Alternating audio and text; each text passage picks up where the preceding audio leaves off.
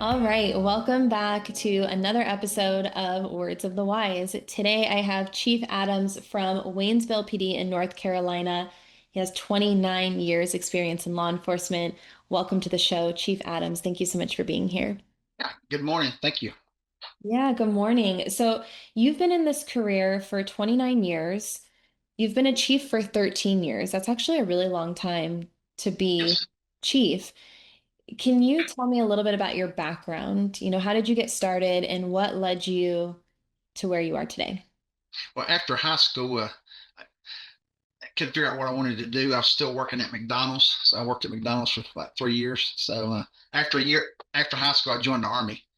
Then spent 4 years in the Army in some Desert Storm, and a lot of my friends were getting out before me, and they were joining law enforcement agencies around the country. So they kind of sparked my interest. And after I got out of the Army, it took me a couple of years to get hired at my first police agency. Yeah. And did you know, like, when you started that you wanted to be in leadership? Like, was chief of police on your goals, or how did that happen? Not initially. I just wanted to. My first goal was to be a detective, and Mm, I had a great police chief mentor when I first started, so he really uh, pushed me along and encouraged me, and kind of found my niche. It was a bit of a detective, then it kind of evolved from there. That I wanted to be a chief, probably 5 or 6 years into it. okay. Tell me a little bit about that mentorship. Do you think that mentorship is crucial for anyone who's entering in this career to have someone to kind of lead the way? Oh yes, very important. My first chief, Donnie Parks, he from the get go was a new officer. He had open door policy. I can go in there and talk to him and tell him my concerns and my goals, and he would make sure I got the opportunity to do that. So it was very beneficial. I still talk to him to this day about get advice from him. I So love that. Was there yeah. any like singular piece of advice that he gave you that really kind of stuck with you through your career, or anything that you've now passed on to the younger generation now that you're in this position as chief of police? Yeah, I think one of the big things was, and I don't think this will ever change, is it's basic old school policing, getting out of your car, talking to people, Mm, and get out and go to their house, go to the business, get out and talk to business owners. I still do that till this day, and it opens up so many doors. Especially as a young officer and detective, people call you and give you information once they trust you.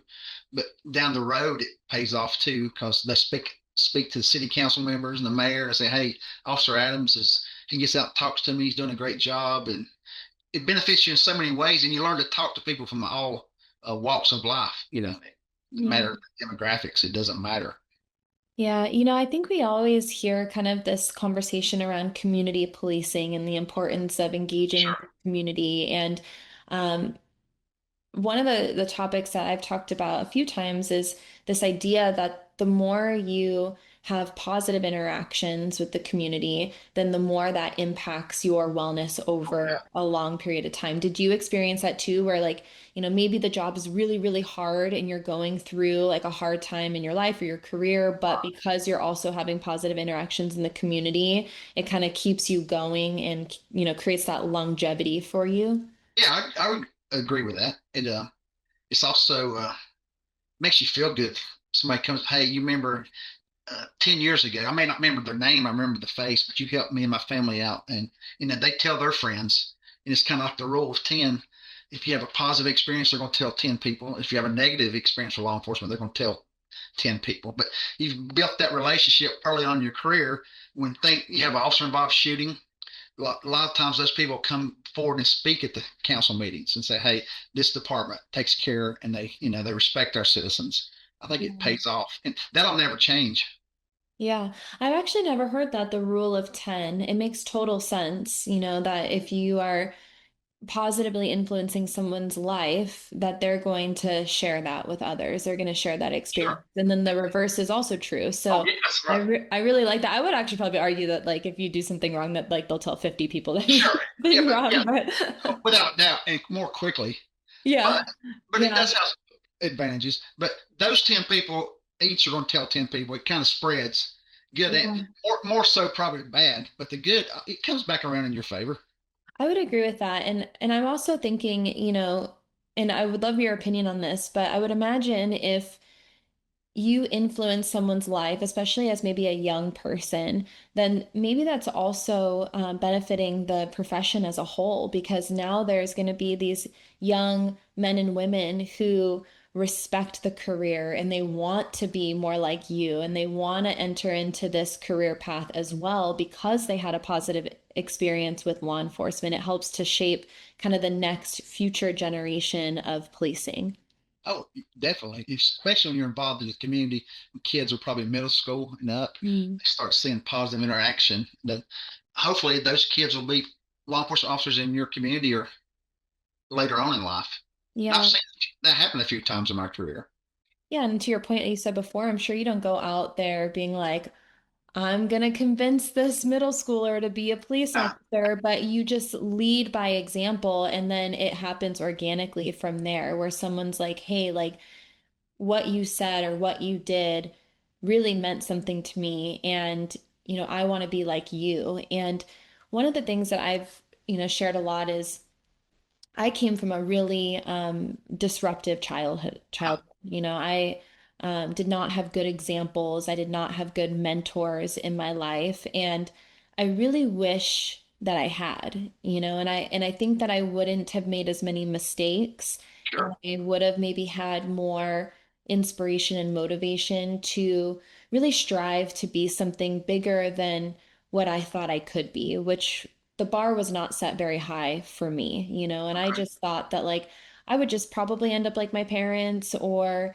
maybe best chance was that I just didn't end up like my parents, and I was just living kind of a normal life was kind of best shot for me. And my direct circle was always telling me that and reinforcing that like I was probably just gonna be like them, and drugs and prison and all the things. And I think if I would have, as a young kid, had someone who even just held themselves at a higher standard and walked and talked in a way that was inspiring, that would have really helped me and influenced me. And I think about that sometimes, that there's so many young people out there that can't control their environment, right? They were born into a certain environment, and to have mentors and people to look up to is so important for those people to know that like you don't have to choose this life that was maybe set for you, or you don't have to follow in the direction of your parents, or you can be something great. And so I think that having people out there like you who set that example is really important. I would agree with that. And so like you've done a great job yourself. So Thank you. congratulations to you. I know it's hard to overcome sometimes life circumstances. I had good parents growing up, but neither one of my parents graduated high school. So the bar was pretty low education wise. They wanted me to graduate high school and they were proud that, taking it further. So, but it makes a difference having positive uh, role models, whether it's your parents or people in the community or other people. It shapes you, but you also can overcome that if you don't have that. So, Yeah. and you can Yeah. pass it on to somebody else, positive role model. Yeah, and for me, I made a lot of mistakes. So it wasn't like I came out the gate being like, I'm gonna be better. I think I fell on my face a lot in order to make that happen. But I agree with you. I think that you can overcome it no matter what. But I think that the people that you surround yourself with are so important, and when I was younger, I surrounded myself with the wrong crowd. I was always around the people who were partying and making bad decisions. And, I eventually was like, I got to get out of here. Oh yeah, I looked around and I was like, oh my gosh, I'm gonna end up like all of them. And that's exactly like my parents, and it's gonna get bad. And like, I don't want to be like any of them. And I think sometimes you have to have those moments where you look around and you're like, do I want anyone do I want their life? Do I want to sure. live this life? And if the answer is no, you got to like hightail it out of there. And so for me, it took me a while to realize that, but now I'm very selective with who I, have in my circle. And I think it's really important for anybody to, kind of take a look at, because they have that saying, it's like you are the product of like the five closest Oh people yeah, to you. And I good really or bad. Yeah, Good so or bad, yeah, yeah, and I I would really agree with do that. believe it, yeah, and so I think it's never too late to like start like you know cutting people out that, No, are you can bringing you always, yeah. down, and just know that no matter how old you are, you can always overcome a situation Oh, if for you, sure. started to take, a left turn and you need to recorrect, and get back on track. I think that you can always do that. And I think in the context of wellness, we tend to do that sometimes where maybe we start to go down this path of least resistance where, Sure. maybe we aren't taking care of ourselves the way that we know that maybe we should, or maybe we're starting to become really negative and jaded, and maybe we're more reactive with our loved ones, or maybe on the job you're starting to see like a slip in performance, and I think that we kind of find ourselves in these places, and sometimes it feels like, oh man, like I can't get back on track. I've gone too far, but like I always try to tell everyone, like you can always change. If you feel like you haven't been taking care of yourself physically and it's been 5 years, 10 years, you Right. can always take a step in a different direction to improve your situation. And I know that, you come from an environment when you started that wellness maybe wasn't something that was talked about in the way that it is No, now. not at all. How have you seen it change over the years? And I know wellness is important to you. So, what happened in your career that kind of made you shift your perspective to prioritizing wellness? Um, I guess it's two avenues. You got physical and mental wellness. I hadn't been out of the army long, maybe a couple of years when I got hired as a police officer. So I was already staying physically in shape, and it was natural to me. But when I first started, you didn't talk about mental health. It Mhm. was kind of taboo. Officers were afraid if you went and got counseling, they might take your gun or things like that. That's been a big shift probably in the last 10 years or so, um, to the better. We're, we have training and we recognize that, and I myself, we're encouraging people to seek out mental health Yeah, on your own, or the town. We have insurance that pays for a lot of it, so that's very important. I noticed a lot of the newer officers are more in tune with the mental health versus the physical. It's kind of done like a flip flop over the years. interesting. So you're finding that the younger officers are coming in and they're like, yeah, I'm all about mental wellness, but maybe they're not taking care of themselves physically in the way that like maybe previous generations have. Sure, and I've taught at our police academy in North Carolina. It's called basic law enforcement training. I've been teaching probably 20 years, but over the last 10 years or so, the students are physically weaker. A lot Mm. of them's never been in a fight, they've never been punched, never been kicked, or somebody screaming, call you names. Um, that's a big switch, and they struggle physically, the hands-on Yeah. things. Interesting.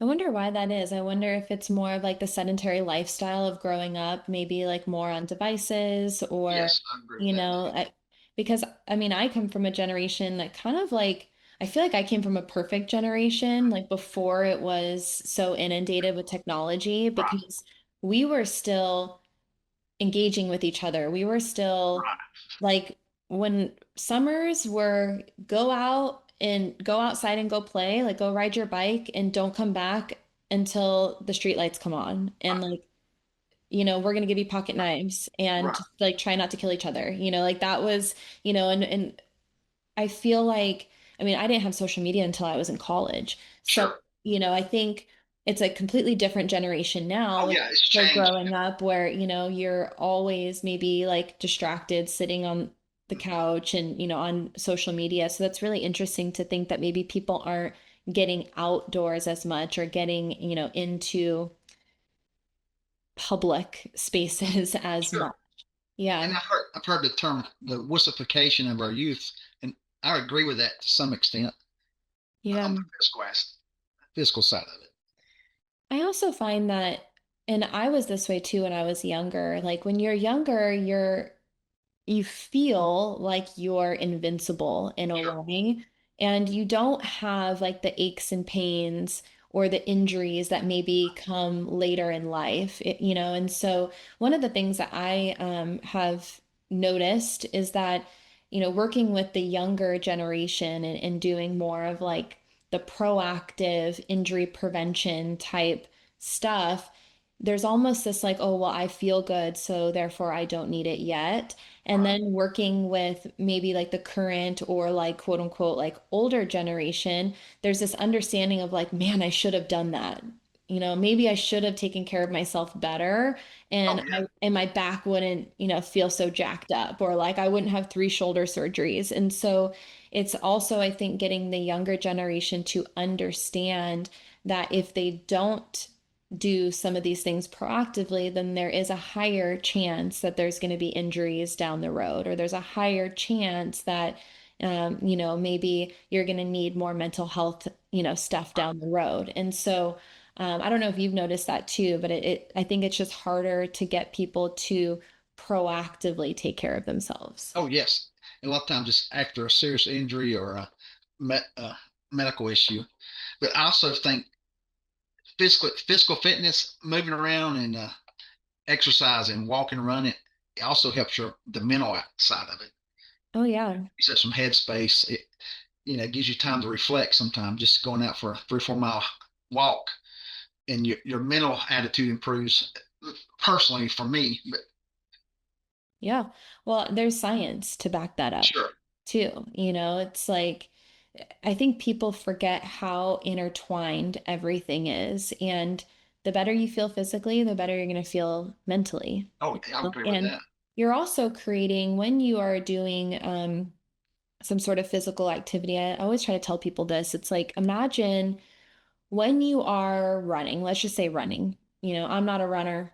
I've never been a runner, but everyone has ran before. So I Sure. think this is a relatable example. So imagine you're out there running. What is happening when you're running? You are focusing on your Mhm. body, you're focusing on your breath. And so you're being super mindful. Maybe you're like looking around and you're noticing stuff, you're like, oh, like the trees or the sky or whatever.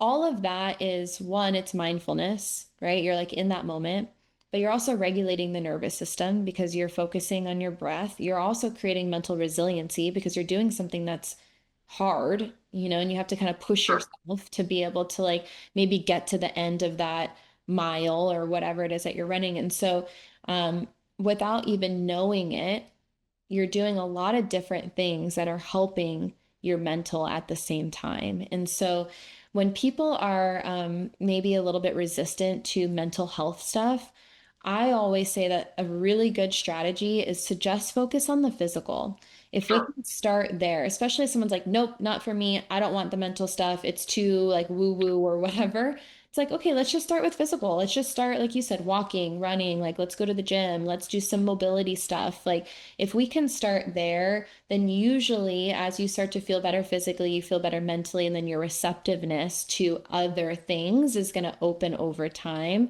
And most people can get on board with doing something physical. I think most people can understand the benefit or the why behind doing something physical. Oh yes. Yeah, I agree with that. I know that you guys do some things organizationally that really prioritize physical fitness. So you guys have a mandatory physical fitness test. Yes. What made you make this mandatory, and what has your experience been with that? Because we hear that word, and I think everyone kind of gets like a little, like a little weird about it. Like some people are like, nope, never going to make it mandatory, and some people are like, yes, mandatory works. So what has your experience been with, creating a mandatory annual physical fitness test? Yeah, it's called a POPAT. It's the physical fitness test that's used in our basic law enforcement academy. Mhm. Uh, I probably 4 years, this will be the fourth year. I just felt like it'd be beneficial. Mandatory, but it's not pass fail, it's participation. Okay. With the goal of people throughout the year exercising and trying to better their time from the previous year. I think it's went pretty well so far. Some people are in competition with each other. They're trying to beat the record of the other person. I can still pass it myself. I think that I'm 55 years old, so the 22-year-old new officer should be able to pass it. So kind of put that type of pressure on them as well. But I think it's been successful so far. So you've created an environment of camaraderie and Sure. friendly competition through this. And Right. because it's not a pass fail, people aren't worried that they're not going to be able to do their job or whatever it is.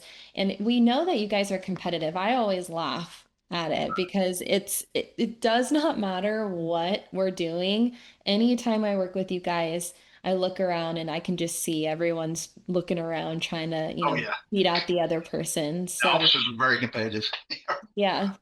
And you kind of made a comment about how you do it too. Uh, sure.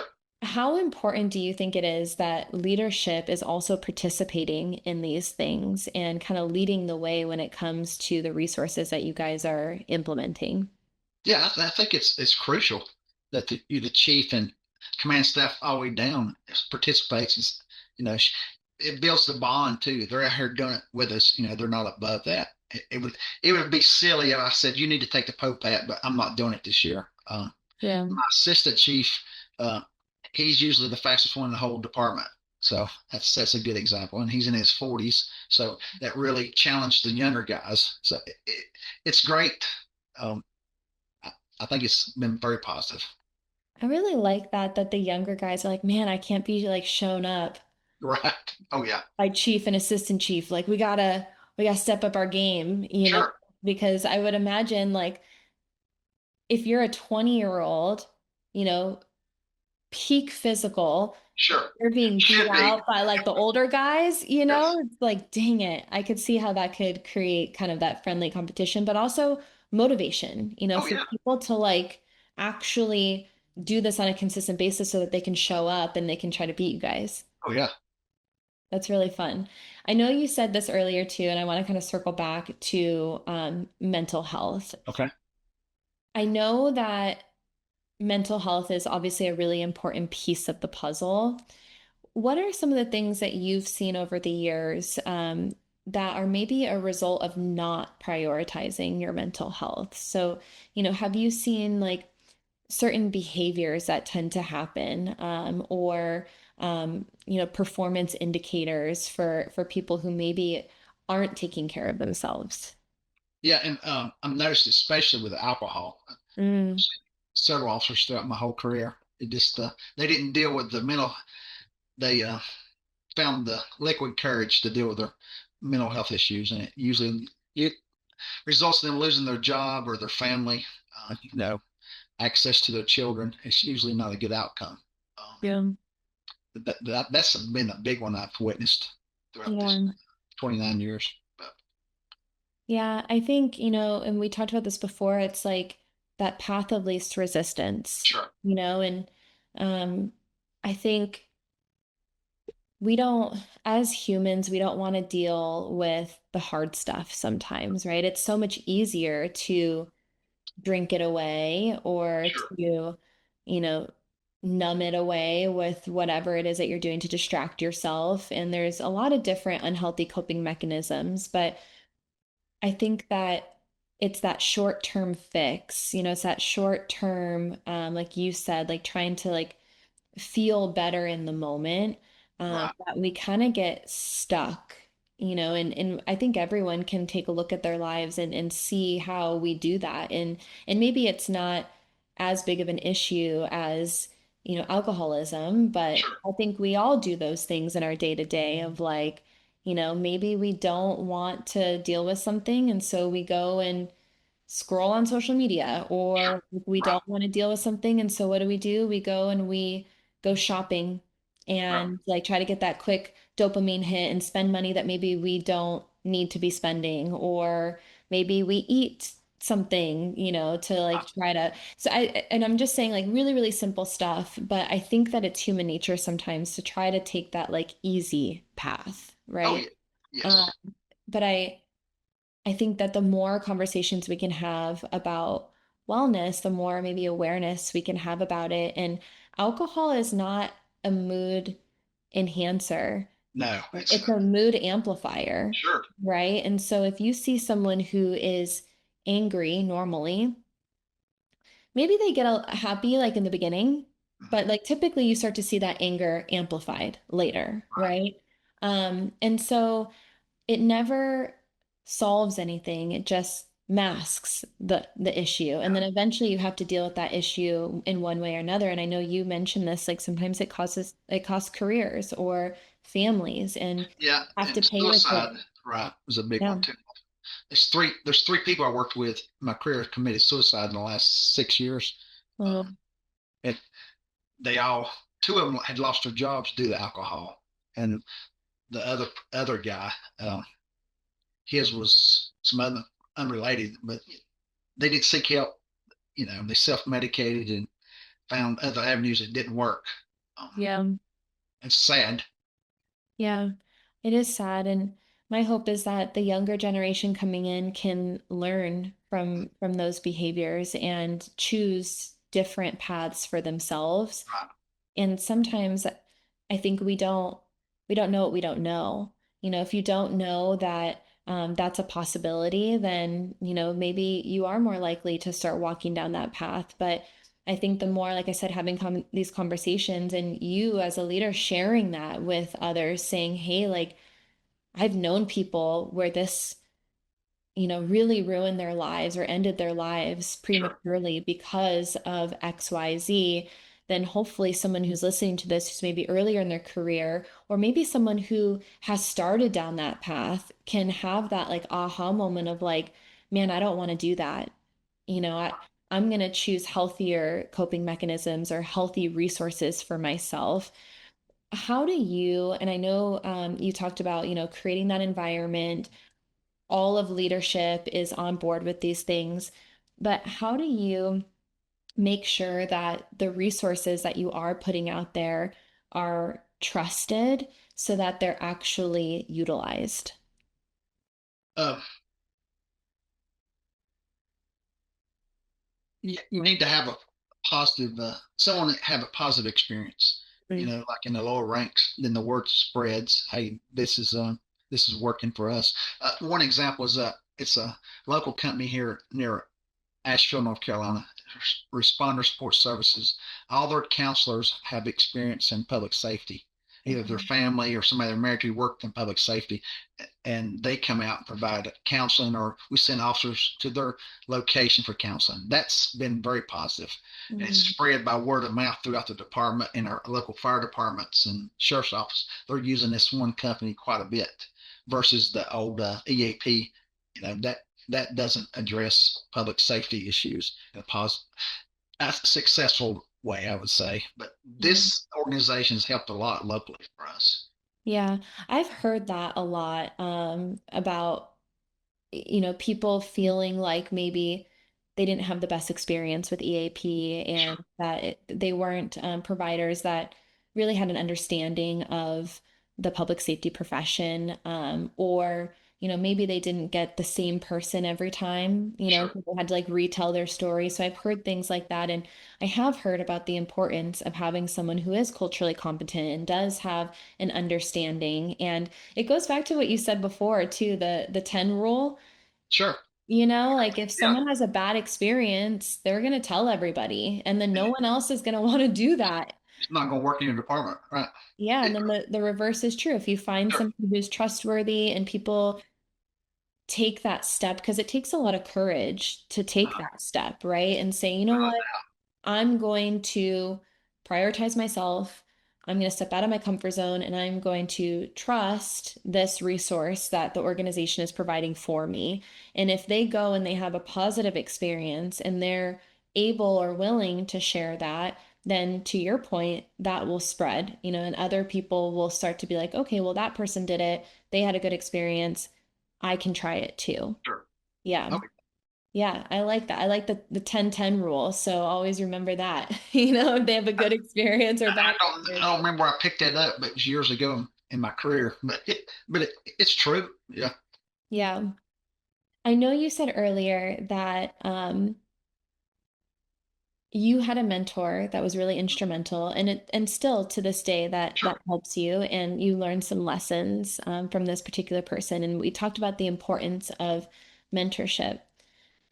What words of wisdom would you share with someone who's earlier in their career, maybe to like the brand new officer coming in, bushy tail, bright-eyed? What words of wisdom would you share with them that maybe you wish you would have known earlier or something that's helped you along the way? Uh, Probably one of the biggest things that helped me, besides my mentorship, and this also came from him as well. Uh, when you're out here engaging with whatever, good or bad, but you always want to remember you're dealing with people it may be the worst day of their life, and you got to remember that you want to. For them, it's the worst thing that's ever happened to them. To Mhm. me, I might have been to a murdered child and several other things, but for this person, whatever it may be, that is the worst experience of their life.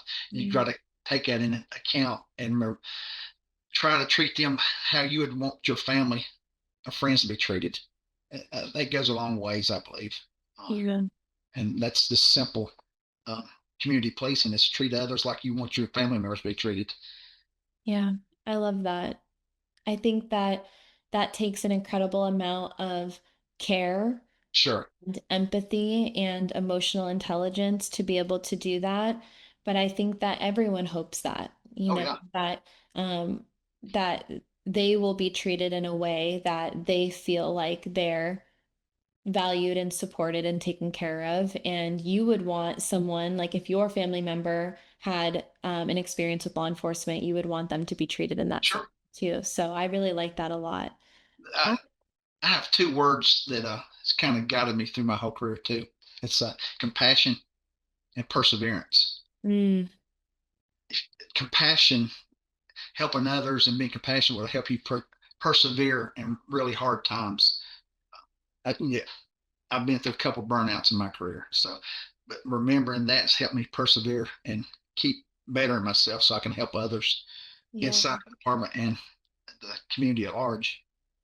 I would also imagine, and you can correct me if I'm wrong, but the more you feel like you're helping others, I think the more it connects to your why, and then that's creating that perseverance and longevity in the career. Because I've had similar times in my life, in my career too, where you're like, man, I don't even know if I'm making a difference. Like, Right.